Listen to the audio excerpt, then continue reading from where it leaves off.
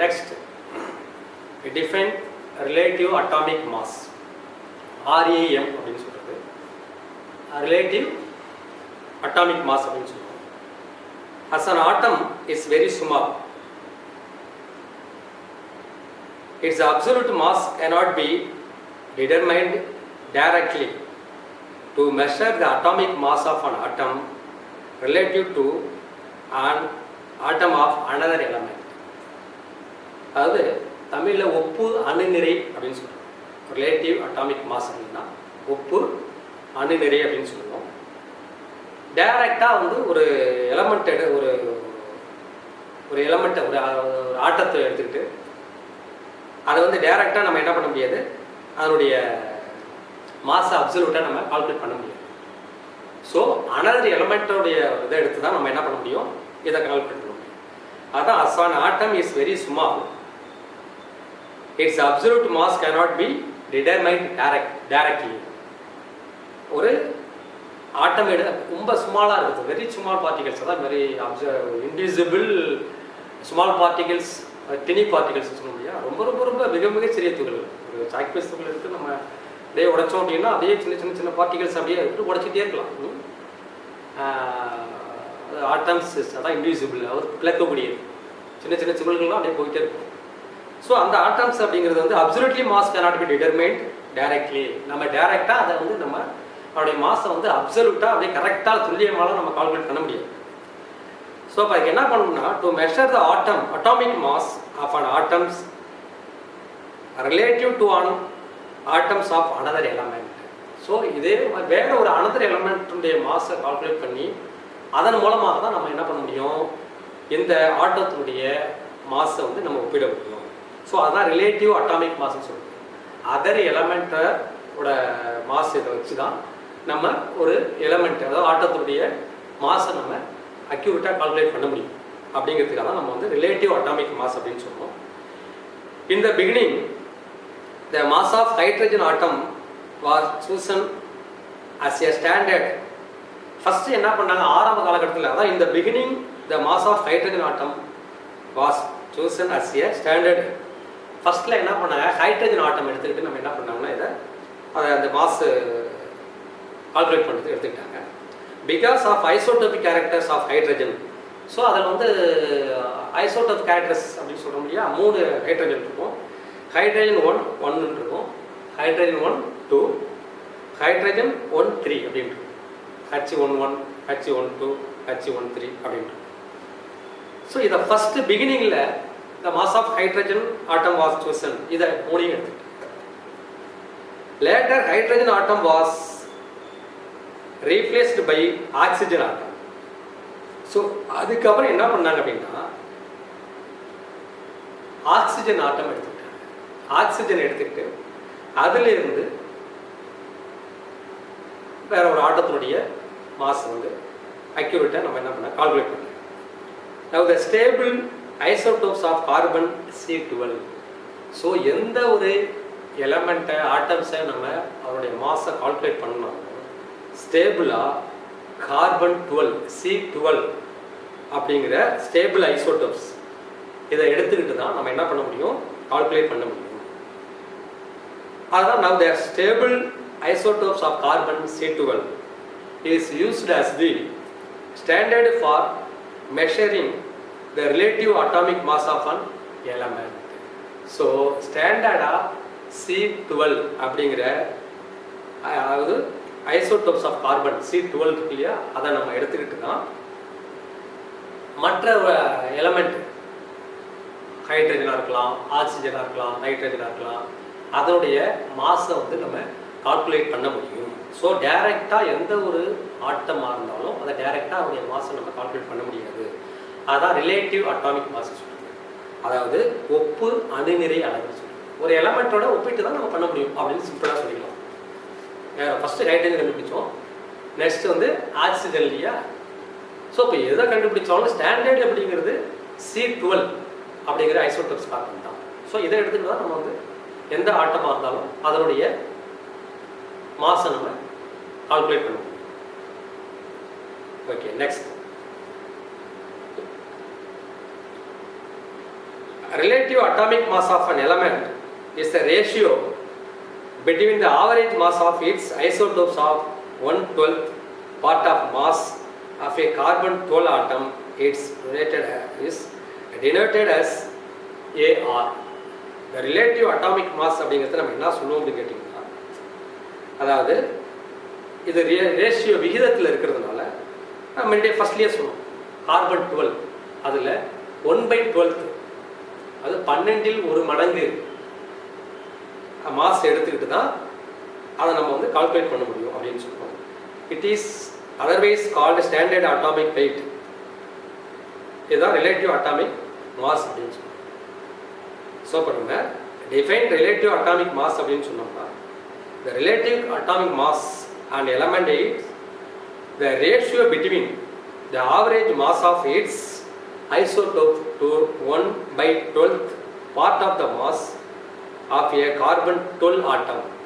It's denoted as AR, atomic related atomic mass. It is otherwise called standard atomic weight relative atomic mass. So short இது எப்படி சொல்லணும்னா, AR is equal to average mass of the isotopes of the element. எந்த ஒரு தனிமத்தினுடைய அணுநிறை காணணுமோ, சராசரி அணுநிறை கணக்கிடணுமோ, அதை divided by 1/12 of the mass of 1 carbon 12 atoms. அது கார்பன் 12ல் 1/12 12 1 மடங்கு நிறைய இருக்கு இல்லையா. ஸோ இதை ஸ்டாண்டர்டாக வச்சுக்கிட்டு தான் எந்த ஒரு தனிமத்தினுடைய சராசரி அணுநிறை கணக்கிடனாலும் நம்ம மெஷர் பண்ண முடியும். ஸோ அப்போ AR is equal to average mass of the isotopes of the element divided by 1/12 of the mass of 1 carbon 12 atom அப்படின்னு நம்ம சொல்லுவோம். ஸோ இப்போ இதில் என்ன செய்வோம்னு கேட்டிங்கன்னா, ரிலேட்டிவ் அட்டாமிக் மாஸ் ஆஃப் ஒரு some particulars related atomic mass இருக்குல்லையா, அதாவது அணுநிறை சில ஆட்டம்ஸ் எடுத்துக்கிட்டு அதனுடைய அணுநிறை எப்படி நம்ம கால்குலேட் பண்ணுவோம் அப்படின்னு கேட்டிங்கன்னா, இப்போ ஒரு எலமெண்ட்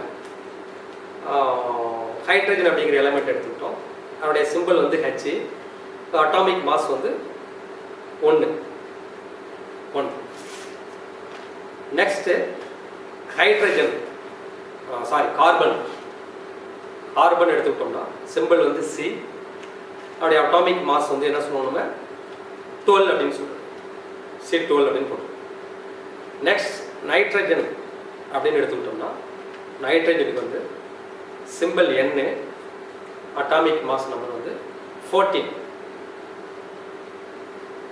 நெக்ஸ்ட் ஆக்சிஜன் எடுத்துக்கிட்டோம்னா O அப்படின்னு சொல்லுவோம். அதோடைய அட்டாமிக் மாஸ் நம்பர் வந்து 16. நெக்ஸ்ட் சோடியம் Na, சிம்பிள் வந்து Na சொல்றது. அட்டாமிக் மாஸ் வந்து 23. நெக்ஸ்ட் மெக்னீசியம் சிம்பிள் வந்து Mg, அட்டாமிக் மாஸ் நம்பர் வந்து 24 அப்படின்னு சொல்றது. நெக்ஸ்ட் சல்ஃபர் அப்படின்னா symbol S, atomic mass number வந்து 32. So some relative atomic mass of elements. ஒரு சில தனிமத்தினுடைய அதாவது ஆட்டத்தினுடைய அட்டாமிக் மாஸ் வந்து நம்ம ஸ்டாண்டர்டாக வச்சுருக்கோம். நம்ம கால்குலேஷன்ஸ்லாம் வந்து போடணும் அப்படின்னா இதை வந்து இந்த அட்டாமிக் மாஸ் நம்பர் தெரிஞ்சிருக்கும். இந்த ஒரு எலமெண்ட் இருந்தாலும் இப்போ H2O வாட்டர் மாலிகுல்ஸுடைய அட்டாமிக் மாஸ் கண்டுபிடிக்கணும் வாட்டர்ஸ் அப்படின்னு கண்டுபிடிச்சோம்னா, ஸோ வாட்டருக்கு வந்து நம்ம 18 கிராம்ஸ்னு வரும். ஸோ அப்போ அதுக்கு நம்ம என்ன பண்ணணும்னு கேட்டிங்கன்னா, அதனுடைய அட்டாமிக் மாஸ் நம்பர் தெரிஞ்சிருக்கணும். ஸோ இப்போ ஹைட்ரஜனுக்கு சிம்பிள் Hன்னு சொன்னோம், அட்டாமிக் மாஸ் 1. கார்பனுக்கு symbol C, atomic mass number 12. Nitrogen symbol N, atomic mass number 14. Oxygen எடுத்துக்கிட்டோம்னா சிம்பிள் O அப்படின்னு சொல்லுவோம், அட்டாமிக் மாஸ் நம்பர் வந்து 16. Sodium symbol Na, atomic mass number 23. Magnesium symbol Mg, atomic mass number 24. Sulphur symbol S, atomic mass number 30. So இப்போ இதை base பண்ணி நம்ம பின்னாடி calculation அதாவது ஈக்குவேஷன்ஸில் யூஸ் பண்ணி நம்ம சில சம்ஸை நம்ம சால்வ் பண்ணுவோம். ஓகேங்களா? ஸோ இது மட்டும் இல்லை, எல்லா அட்டாமிக் மாஸ் நம்பரும் நம்ம கண்டுபிடிக்க முடியும். சில மாஸ் நம்பர்களை கொடுத்துருக்காங்க, சில மாஸ் நம்பர்களை நம்ம கண்டுபிடிக்கணும், பட் மெமரிலையும் நம்ம அதை வச்சுக்கிறது நல்லது. Relative atomic mass is only a ratio. இந்த ரிலேட்டிவ் அட்டாமிக் மாஸ்ன்னு சொல்லுவோம் இல்லையா, அது விகிதம் சொல்லுவோம், ஒரு விகிதத்தில் இருக்கிறதுனால ரிலேட்டிவ் அட்டாமிக் மாஸ், அதாவது RAMன்னு சொல்லுவோம் இல்லையா, அது வந்து ரேஷியோ அப்படிங்கிறதுனால. So it's has no unit. இதுக்கு வந்து யூனிட் அலகு கிடையாது. என்ன சார் அலகு அப்படின்னா, இப்போ mass, unit of mass kilogram, unit of length metre, இப்படிலாம் சொல்கிறோம் இல்லையா. ஸோ அந்த மாதிரி relative atomic mass is only a ratio. இது விகிதம் அப்படின்னு சொல்கிறோம், ரேஷியோவில் இருக்கிறதுனால. It has no unit. இதுக்கு வந்து யூனிட் அலகுகள் இல்லை. சரி சார், இது எப்படி மெஷர் பண்ணுறது அப்படின்னா, if the atomic mass of an element is expressed in grams. So அப்போ நம்ம எப்படி பண்ணலாம் அப்படின்னா, இதை கிராம்ஸில் மெஷர் பண்ண முடியும். If the atomic mass of an element is expressed in கிராம்ஸில் நம்ம இதை மெஷர் பண்ணலாம். It is called as gram atomic mass. இதை வந்து கிராமில் நம்ம மெஷர் பண்ணுறதுனால கிராம் அட்டாமிக் மாஸ் அப்படின்னு சொல்லுவோம். கேட்டிங்களா? இப்போ gram atomic mass of hydrogen, இப்போ கிராமில் அது கிராம் அணுநிறை அப்படின்னு சொன்னோம் இல்லையா, அதில் ஹைட்ரஜன் எடுத்துக்கிட்டோம்னா 1 கிராம் அப்படின்னு கால்குலேட் பண்ணுவோம். ஹைட்ரஜன் 1 கிராம் அப்படின்னு சொல்லுவோம்.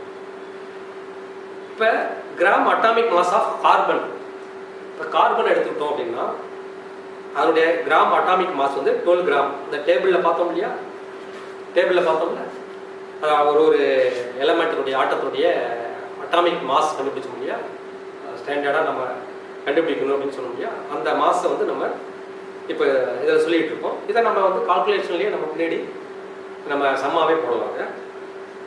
அது gram atomic mass of nitrogen. அப்போ நைட்ரஜன் கிராம் அட்டாமிக் மாஸ் அப்படின்னா 14 கிராம் சொல்லுவோம்.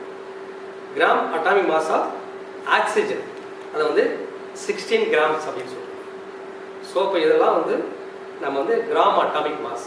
ஸோ என்ன சொல்ல வரோம்னு கேட்டிங்கன்னா, இந்த relative atomic mass is only ratio. அது ரிலேட்டிவ் அட்டாமிக் மாஸ் அப்படிங்கிறது ரேஷியோவாக இருக்கிறதுனால, ஸோ அதுக்கு வந்து யூனிட் அப்படிங்கிறது கிடையாது. It has no unit. அதனால் என்ன பண்ணுறோம், இந்த atomic mass of element is expressed in grams. நம்ம கிராமில் அதை கால்குலேட் பண்ணலாம். ஸோ கிராமில் நம்ம வச்சு கால்குலேட் பண்ணுறதுனால அது கிராம் அட்டாமிக் மாஸ் அப்படின்னு சொல்லுவோம். ஓகேவா? இப்போ அதில் ஹைட்ரஜன் சொல்லுவோம், நம்ம கார்பனுக்கு சொல்லுவோம், நைட்ரஜன் சொல்லுவோம், ஆக்சிஜனுக்குலாம் சொல்லுவோம். ஸோ இதை நம்ம ஞாபகம் வச்சுக்கணும். காரணம் வந்து பின்னாடி வந்து நம்ம இந்த அட்டாமிக் மாஸ் தெரிஞ்சால் தான் நிறைய கால்குலேஷன்ஸ், நம்ம ஈக்குவேஷன்ஸை சால்வ் பண்ணுவோம். ஓகேவா? நெக்ஸ்ட்டு AAM அப்படின்னு சொல்லுவோம், ஆவரேஜ் அட்டாமிக் மாஸ் அப்படின்னு சொல்லுவோம். Average atomic mass. How can one measure the atomic mass of an element? It is somewhat complicated because most of the naturally according to element exist a mixtures of isotopes. இப்போ அதாவது இந்த average atomic mass அப்படிங்கிறது நம்ம ஷார்ட்டாக எப்படி சொல்லலாம் அப்படின்னா, அதாவது the average atomic mass of an element, it is weighted average of the masses of its naturally occurring isotopes. இப்போ சராசரி அணுநிறை அப்படின்னா என்ன? Define average atomic mass, AAM அப்படின்னு சொல்லுவோம். சராசரி அணுநிறை அப்படின்னா என்னன்னு சொல்லுவோம். The average atomic mass of an element is the weighted average of the masses of its naturally occurring isotopes. அதாவது இயற்கையில் கிடைக்கக்கூடிய, அதாவது இயற்கையில் நம்ம கிடைக்கக்கூடிய ஐசோடோப்ஸ் இருக்கு இல்லையா, ஸோ அதை வச்சு தான் சராசரி அணுநிறை அலகை கண்டுபிடிக்க முடியும். சராசரி அணுநிறை ஆவரேஜ் அட்டாமிக் மாஸ் நம்ம எப்படி கண்டுபிடிக்கணும்னா, நேச்சுரலி அக்கரிங் ஐசோடோப்ஸ், இயற்கையில் கிடைக்கக்கூடிய ஐசோடோப்பை வச்சுக்கிட்டு தான் நம்ம ஆவரேஜ் அட்டாமிக் மாஸை சொல்ல முடியும். The atomic mass of same elements இதில் வந்து அட்டாமிக் மாஸ் ஆஃப் உடைய சம் அட்டாமிக் மாஸ் வந்து நம்ம ஒரு சில எலமெண்ட்டுக்கு நம்ம கண்டுபிடிக்கணும். அதாவது ஆவரேஜ் அட்டாமிக் மாஸ். ஹைட்ரஜன் எடுத்துட்டோம்னா சிம்பிள் ஹெச், அட்டாமிக் மாஸ் வந்து 1.008. 1 மார்க்கில் கேட்கலாம். ஹைட்ரஜனுடைய அட்டாமிக் மாஸ் வந்து முன்னாடி நம்ம பார்த்தது மாஸ் நம்பர். இப்போ அட்டாமிக் மாஸ் அப்படின்னு பார்க்கும்போது நம்ம அது அணு நிறை அப்படின்னு பார்த்தோம்னா ஹைட்ரஜனுக்கு 1.008. ஹீலியம் சிம்பிள் வந்து ஹெச்இ எடுத்தோம்னா 4.003 அப்படின்னு சொல்கிறோம். தேர்ட் ஒன் லித்தியம் அப்படின்னு எடுத்துட்டோம்னா எல்ஐ 6.941. ஸோ ஹீலியத்துக்கு அட்டாமிக் மாஸ் இருக்குது 4.003. லித்தியம் எல்ஐன்னு சொல்லுவோம். கேபிட்டல் எல் போய்ட்டு சஃபிக்ஸில் எல்ஐ போகும், ஸ்மால் எல்ஐன்னு போகும். லித்தியம் அதோடைய அட்டாமிக் மாஸ் வந்து 6.941. நெக்ஸ்ட் பெரிலியம் பிஇ அப்படின்னு சொல்கிறது 9.012 அப்படின்னு சொல்லுவோம். 9.012. Next boron 10.811. இது வந்து நம்ம போரானுக்கு அதனுடைய அட்டாமிக் மாஸ் சொல்லுவோம். ஸோ இப்போ இது வரைக்கும் நம்ம பார்த்தது average atomic mass ஏஏஎம். Average atomic mass அப்படின்னா என்ன? சம் அட்டாமிக் மாஸுடைய நிறை, அதாவது அட்டாமிக்கினுடைய நிறை, அணு நிறையை நம்ம பார்த்தோம். ஸோ இது வரைக்கும் நம்ம பார்த்தது ஃபஸ்ட்டு ஆரம்பத்தில் நான் ஃபஸ்ட்டில் பார்த்ததுலேருந்து நம்ம திரும்ப வர பார்க்கலாம். ஸோ என்னன்னு கேட்டிங்கன்னா ஃபஸ்ட்டு நம்ம பார்த்தது ஒரு ரிவிஷன் ஆரம்பத்தில் பார்த்தது. இதில் வந்து கொஸ்டின் என்ன கேட்கலாம் அப்படின்னு கேட்டிங்கன்னா ஃபஸ்ட்டு நம்ம ஆரம்பத்தில் பார்த்தது வந்து first discover of atoms. Discovery of atoms யார் கண்டுபிடிச்சது ஃபஸ்ட்டு அப்படின்னு பார்த்தோம். அதில் ஃபஸ்ட்டு ஆட்டம்ஸ் கண்டுபிடிச்சது யார்? ஜான் டால்டன் அப்படின்னு சொல்லுவோம். அதை வந்து இன்கரெக்ட் அப்படின்னு சொன்னாங்க. யார் லேட்டராக அது கொஞ்சம் திரும்ப பின்னாடி கண்டுபிடிச்சவங்க வந்து நீல்ஸ் போர்ஸ், ஸ்டோடிஞ்சர்ஸ், இவங்கெல்லாம் வந்து அதில் நிறைய குறைகள் இருக்குதுன்னு. ஸோ நெக்ஸ்ட்டு மாடர்ன் அட்டாமிக் தியரியாக கொண்டுட்டு வந்தாங்க. ஓகேவா? நெக்ஸ்ட்டு மாடர்ன் அட்டாமிக் தியரி அப்படிங்கிறது என்ன சொல்லுது அப்படின்னா ஆட்டம்ஸ் வந்து ஸ்மால் பார்ட்டிகல்ஸ் அப்படின்னு சொன்னாங்க. செகண்ட் பாயிண்ட்ஸ் வந்து ஐசோடோப்ஸ் பற்றி சொன்னாங்க. தேர்ட் ஒன் ஐசோபார்ஸ் சொன்னாங்க.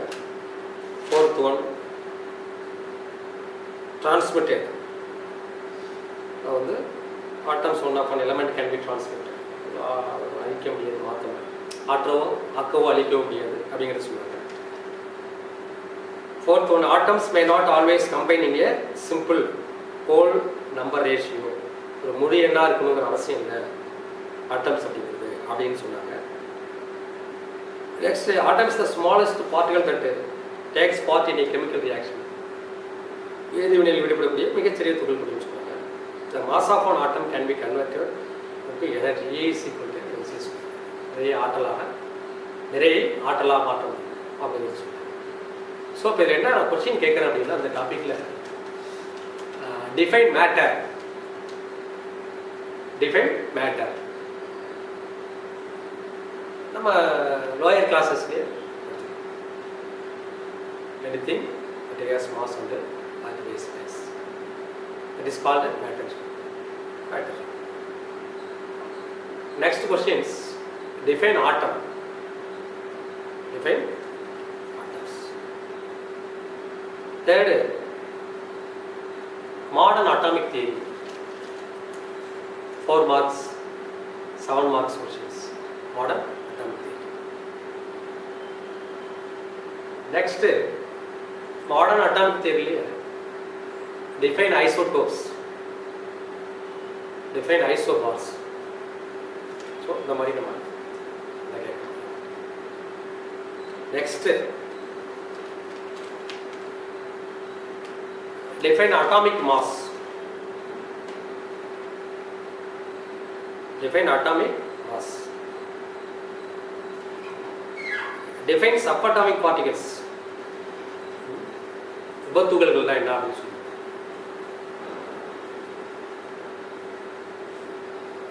Protons dash charges.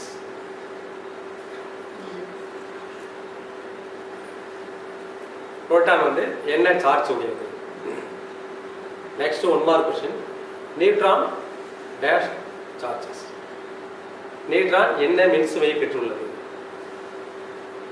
Next electron dash charges. Neutron என்ன மின்சுமை பெற்றுள்ளது. உங்களுக்கு ஆல்ரெடி தெரியும்.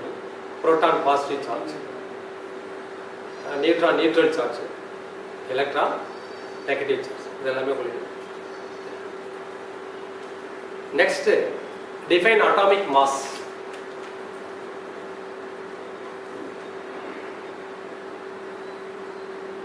அட்டாமிக் மாஸை எப்படி மெஷர் பண்ணுவோம். AMU அட்டாமிக் மாஸ் சொல்லுவோம் இல்லையா. அதான் அடுத்து define RAM relative atomic mass. ஒப்பு அணுநிறை அப்படின்னா